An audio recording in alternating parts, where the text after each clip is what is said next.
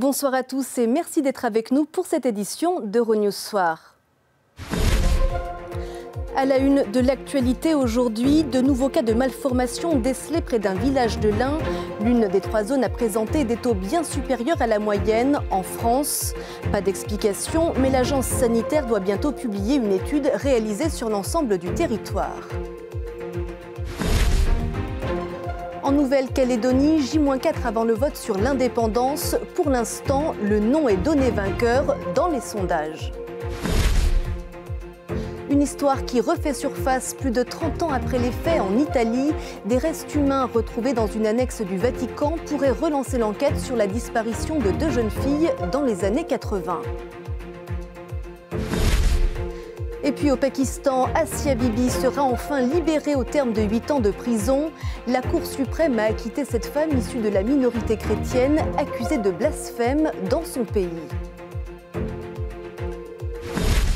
En France, des cas de malformation regroupés sur quelques kilomètres seulement soulèvent de nombreuses questions. 3 secteurs ont été identifiés, 2 dans l'ouest de l'Hexagone et 1 en région Auvergne-Rhône-Alpes, où de nouveaux signalements ont été rapportés. Les précisions de Sandrine Delorme. En France, dans l'Ain, ce ne sont plus 7 ni 8, mais 18 enfants souffrant de malformations congénitales des membres supérieurs qui ont été identifiés. De quoi relancer la polémique entre l'agence gouvernementale Santé publique France et le registre régional REMERA. Il y a 2 ans que l'interprétation statistique de la situation dans l'Ain fait débat entre les 2 instances. Si Santé publique France n'y voyait rien d'anormal, selon le REMERA et son conseil scientifique basé à Lyon, le nombre de cas survenus en 6 ans dans un rayon d'une petite vingtaine de kilomètres autour de Druya est plus de 50 fois supérieur à ce qui est habituellement attendu sur un tel territoire dans cette durée. Jeudi dernier, Emmanuel Amar avançait des pistes au micro d'Euronews. L'exposition, on ne sait pas de quel ordre elle est. Est-ce qu'elle est par voie alimentaire, par l'eau, par l'air? On n'en sait rien. Toujours est-il que ce que l'on suspecte, c'est une substance, quelque chose, on va dire, quelque chose dans l'environnement des mers qui a été suffisamment puissant pour empêcher le bras de se former. Santé publique France a remis en question la qualité du travail et la méthodologie du REMERA, mais vient d'annoncer que le bilan de l'enquête nationale en cours serait rendu au 31 janvier, dans 3 mois. Les familles auront peut-être alors enfin ces réponses qu'elles attendent depuis longtemps. La semaine dernière, la ministre de la Santé, Agnès Buzyn, s'était exprimée, avait fait pression, alors que des élus écologistes pointaient du doigt les pesticides. Quant au REMERA, organisme associatif qui devait fermer à la fin de l'année, sa survie n'est pas encore actée, mais sa fermeture et le licenciement du personnel sont suspendus. Le gouvernement français s'étant engagé à le financer.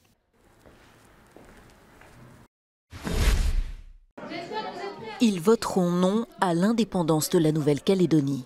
Alors que les habitants de ce territoire français du Pacifique Sud sont appelés à se prononcer dimanche sur l'autodétermination de l'archipel, le principal parti non indépendantiste a tenu son dernier meeting, porté par les sondages qui donnent une large avance au non.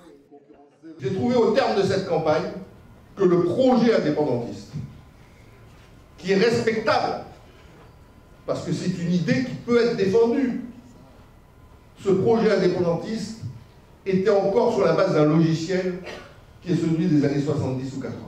Il faut vraiment qu'on aille à ces élections avec la ferme intention de rester français, mais aussi avec la ferme intention de trouver des solutions de dialogue et de consensus avec les indépendantistes pour pouvoir continuer à vivre ensemble ici. Ce que craignent notamment ceux qui s'opposent à la rupture, c'est l'impact financier. La France alimentant le budget de la Nouvelle-Calédonie à hauteur de 1,3 milliard d'euros. En cas de rejet, les indépendantistes ont fait savoir qu'ils demanderaient 2 autres référendums, comme les y autorise l'accord de Nouméa. Le parquet de Paris a ouvert une enquête pour agression sexuelle contre le cinéaste français Abdelatif Kechiche, qui conteste ces accusations. La plaignante serait une jeune femme de 29 ans et les faits se seraient produits en juin dernier dans l'appartement du réalisateur dans le 20e arrondissement de la capitale.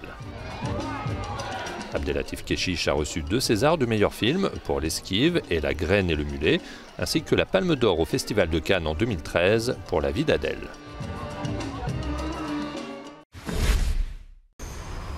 C'est une découverte qui pourrait relancer une affaire en attente d'être élucidée depuis 35 longues années. Des restes humains ont été retrouvés dans une annexe de l'ambassade du Vatican en Italie au cours de travaux. Des ossements à partir desquels la police scientifique va tenter de déterminer l'âge, le sexe et la date du décès.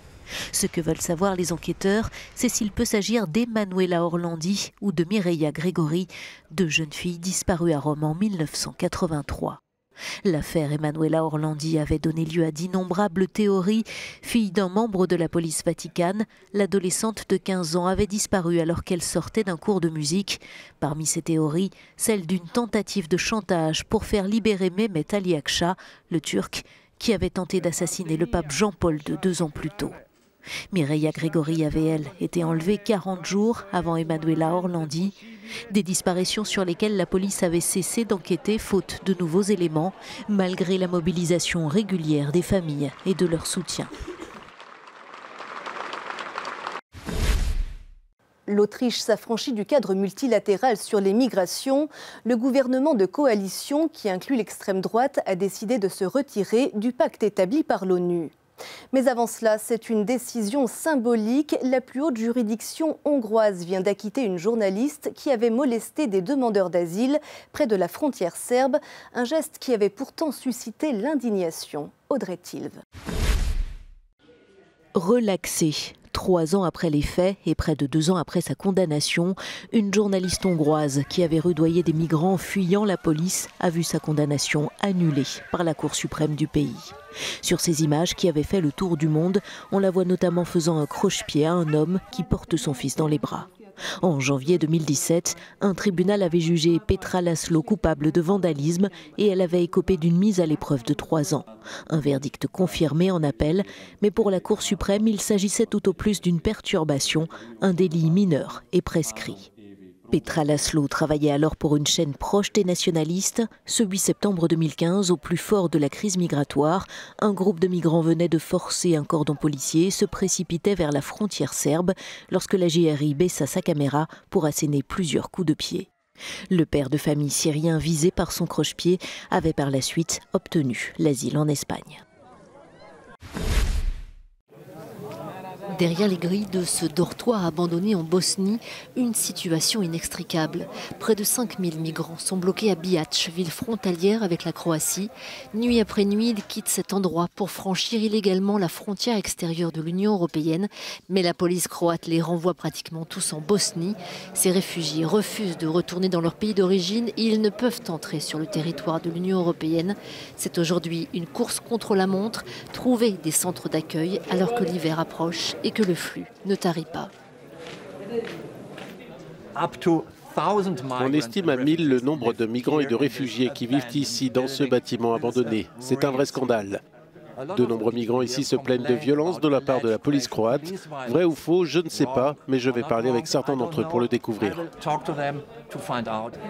L'afflux accéléré de migrants à Bihac a provoqué la colère des habitants de cette ville de 65 000 habitants.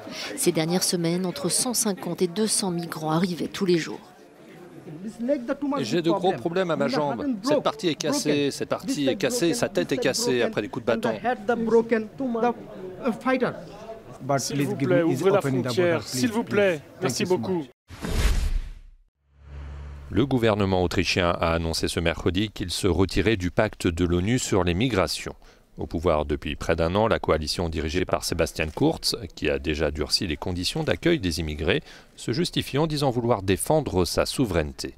Le FPE, le parti d'extrême droite allié du chancelier conservateur, faisait campagne depuis des mois pour que Vienne suive l'exemple des États-Unis et de la Hongrie en ne ratifiant pas cet accord qui doit être entériné lors d'un sommet à Marrakech les 10 et 11 décembre prochains. Le pacte des Nations Unies, qui n'a pas de caractère contraignant, préconise de renforcer la coopération internationale sur l'épineuse question des migrations.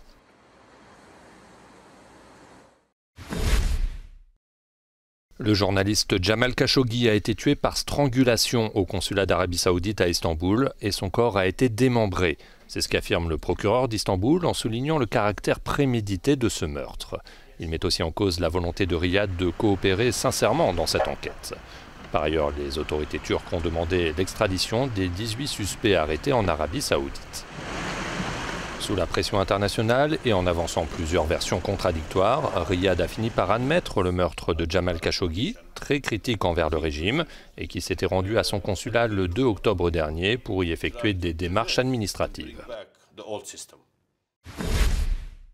En Inde, c'est une œuvre majuscule qui fait couler beaucoup d'encre, une statue à l'image d'une figure de l'indépendance sème la discorde, un personnage qui sert aussi de modèle aux nationalistes.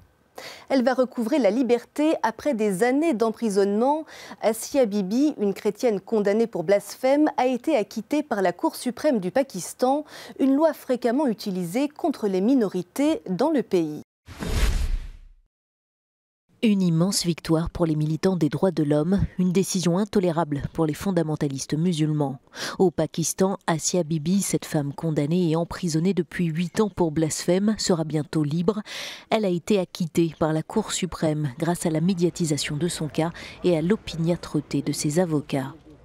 Cette chrétienne avait été condamnée à la peine capitale pour blasphème après une dispute au sujet d'un verre d'eau avec ses voisins musulmans.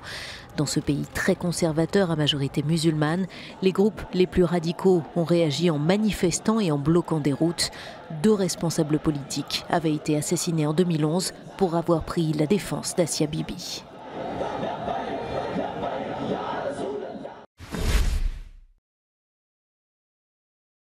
Un accident d'hélicoptère meurtrier s'est produit en Afghanistan ce mercredi. L'appareil appartenait à l'armée. À son bord, 25 personnes, notamment le chef du conseil provincial de Farah, dans l'ouest du pays. Il n'y a aucun survivant. Officiellement, l'accident est dû aux mauvaises conditions météo, mais les talibans, eux, affirment avoir abattu l'appareil.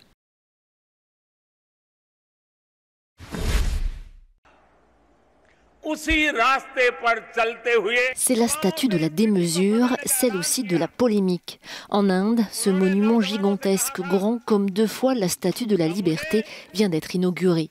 182 mètres de haut, 100 000 tonnes de bronze, de béton et d'acier. L'édifice représente Sardar Vallabhbhai Patel, l'une des figures de l'indépendance du pays. Baptisée Statue de l'Unité, la structure est pourtant loin de faire l'unanimité. Les communautés locales dénoncent son coût, 350 millions d'euros, et son impact sur l'environnement dans une région rurale où la pénurie d'eau est un problème récurrent. Mais c'est surtout sa connotation politique qui dérange. Le choix de cet homme politique, érigé en modèle par les nationalistes hindous au pouvoir, fait grincer des dents. L'opposition accuse le Premier ministre Narendra Modi de vouloir effacer l'héritage de Nehru, premier chef du gouvernement du pays, alors que l'Inde entre en campagne électorale en vue des législatives de 2019. Le chef du gouvernement parle, lui, d'une attraction touristique majeure dans l'état du Gujarat, mais ses détracteurs n'y croient pas. Ils pointent du doigt l'isolement du lieu et l'absence de trains et d'hôtels dans cette région. C'est la petite histoire qui raconte la grande. Dans le sud-ouest de la France, 2 amateurs font revivre la Première Guerre mondiale à travers une collection personnelle. Mais tout d'abord, un mot de sport et en tennis. Novak Djokovic redevient numéro 1 mondial après un nouveau forfait de Nadal à l'Open de Paris. Vincent Ménard. Novak Djokovic a atteint l'objectif qu'il s'était fixé en arrivant à Paris-Bercy, redevenir numéro 1 mondial. Le Serbe devait pour cela gagner un match de plus que Rafael Nadal et il a rempli sa part du contrat en battant le Portugais João Sousa. Il a aussi bénéficié du forfait de son rival espagnol, quelques minutes seulement avant son entrée en lice prévue contre son compatriote Fernando Verdasco. Rafael Nadal, éloigné du circuit depuis son abandon en demi-finale de l'US Open, devait faire son retour pour le dernier Masters 1000 de la saison, mais il a une nouvelle fois été trahi par son physique. C'est vrai que j'ai senti quelque chose aux abdominaux depuis quelques jours. Surtout quand j'étais au service, j'ai vu avec le docteur et pour éviter d'aggraver la blessure, le docteur m'a recommandé de ne pas jouer. C'est lundi prochain, jour de publication du nouveau classement ATP, que Novak Djokovic retrouvera officiellement le sommet du tennis mondial. Une place qu'il n'avait plus occupée depuis novembre 2016, mais sur laquelle il lorgnait depuis cet été avec ses titres successifs à Wimbledon, Cincinnati, l'US Open et Shanghai. Un musée de passionnés dédié à la Première Guerre mondiale. Ce couple de la banlieue toulousaine a accumulé plus de 5000 objets ayant servi durant la Grande Guerre. notamment ces obus sculptés par les poilus, de véritables objets d'art emblématiques de l'artisanat des tranchées. Des témoins de la vie au front, 100 ans après. Au-delà de notre passion pour l'artisanat de tranchées, il est évident que 14-18 ne représente pas que ça. Il y a eu de nombreux morts à cette guerre et quelque part le mannequin avec l'uniforme, puisque ce sont des uniformes qui ont été portés, ça ne fait que compléter cette collection qui nous est très chère, quoi. Déjà 100 ans, ça me fait bizarre. Je suis quand même heureuse de pouvoir commémorer ce centenaire. Nous faisons une exposition. Et au moins, on va pouvoir faire partager un peu notre collection et notre passion. Une passion vivante, indispensable pour la transmission de l'histoire et de la mémoire d'un conflit qui devait être la der des der. C'est la fin de cette édition, merci de l'avoir suivi. Vous pouvez retrouver toute l'actualité sur les réseaux sociaux et sur notre site. Très belle soirée à tous.